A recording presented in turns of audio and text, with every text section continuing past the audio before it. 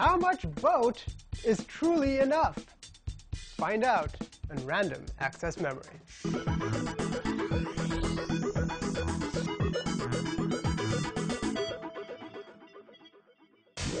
Since Holland is mostly below sea level, keeping houses from flooding is a constant problem. Now, this concept fixes that problem by having an apartment complex that floats.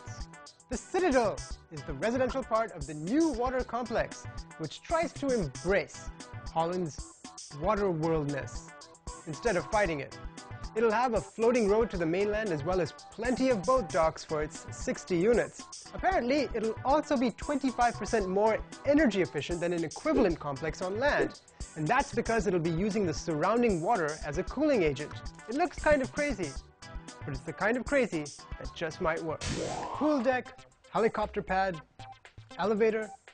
I guess that when you own a 300-foot monument to your wealth, taking stairs just won't do the trick. Nor would, apparently, walking around the pool, since there's a bridge over it. Now, we've mentioned Schopfer's previous and first luxury yacht, the Oculus, but the new Infinitas is far, far cooler, with its closed-loop infinity symbol design, and of course it includes a much-needed upgrade in the form of an extra 50 feet of length. How did they get by without it? Did you know that the moon is really black in color? It's an optical illusion that makes it look gray to us here on Earth. And if there were a truly white object next to the moon, it would look quite dark. Now, before we move on, here's some mental candy to keep you energized. It's your daily supplement.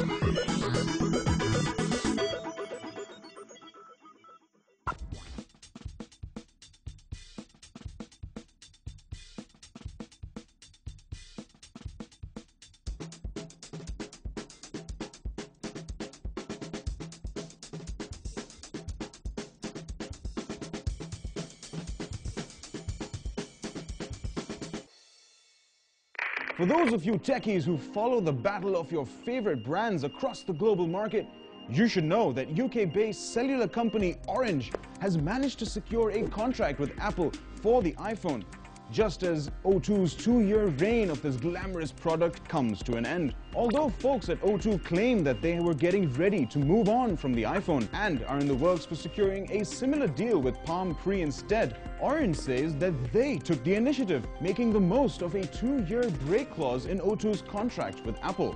Although Orange isn't revealing its prices till closer to launch, rumor has it that it will undercut the current price. However, from the initial feedback, they don't have anything to worry about. According to reports, some 65,000 customers signed up just hours after they made the announcement. Another interesting development is that Orange won't have monopoly over the iPhone. At least one other mobile operator is said to be making it available as well, though maybe not in time for the Christmas rush. Pride, exhilaration, and maybe even some fear. These possibly were some of the emotions experienced by the human race when it sent the first man to space. But what about the first clown? As part of his efforts to help publicize the growing shortage of clean water, the Canadian circus billionaire Guy Laliberté blasted off into space on last Wednesday morning. Although the intents of mission might be noble, Laliberté certainly made a statement by donning a bona fide clown nose and brought along several extra noses for his crewmates. Incidentally, Laliberté's circus empire is none other than the critically acclaimed act Cirque du Soleil.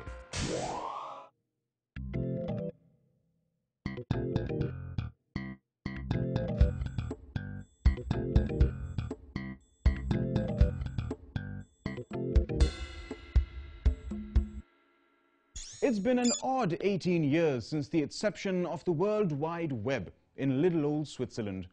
Since that time, the global tangle of information, marketing, and social networking that has come to be referred to interchangeably as the Internet and Web has been operating with a considerable amount of US dominance until now. ICANN, the body with the powerful and influential role of overseeing web addresses, has ended its agreement with the US government. That's right, The agreement that had originally been made in 1998 was scheduled to expire today.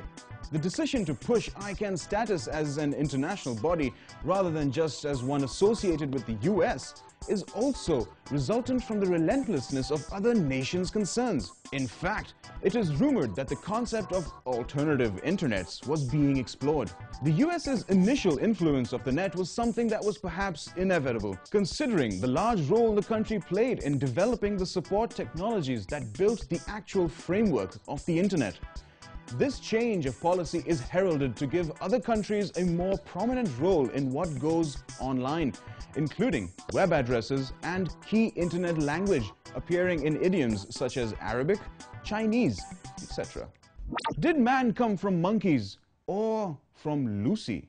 A discovery that hits hard at the story of our beginnings comes in the form of the oldest fossil skeleton of a human ancestor.